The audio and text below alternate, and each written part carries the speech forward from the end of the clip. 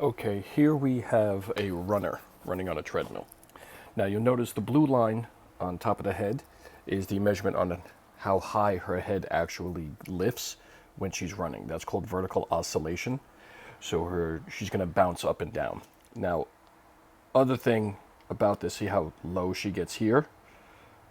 And then she gets up, and then that's going to change throughout her run, where she's going to have different positions. You can see the hair passes the line, then it doesn't, then it's not 100% the same.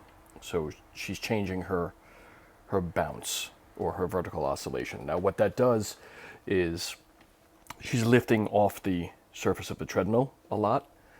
Basically, the higher you basically lift yourself in the air, when you come back down, you're increasing the ground reaction forces for the ankles and knees. So that is something definitely to pay attention to. If your feet, shins, knees start hurting, that's something definitely to look at.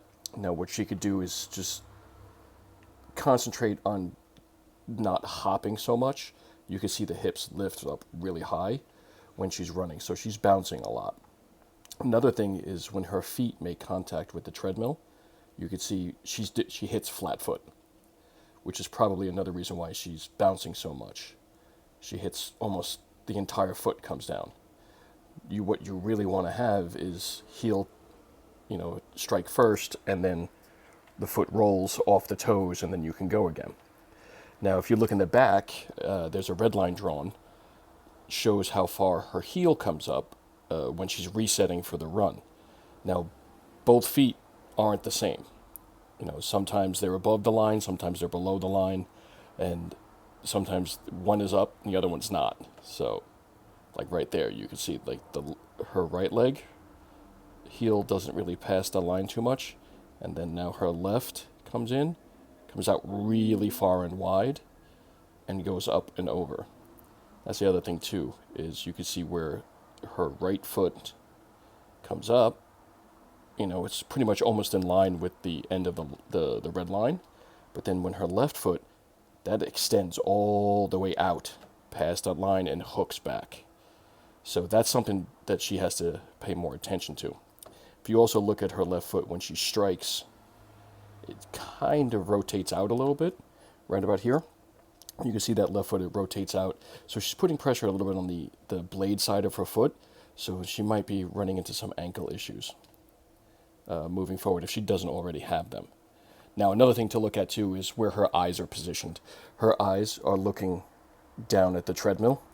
This can cause you to lose balance and can cause you basically to fall. If you were running outside or even on the treadmill, you'll notice that you start bouncing off the handrails, or you get too close to the front of the treadmill where the screen is.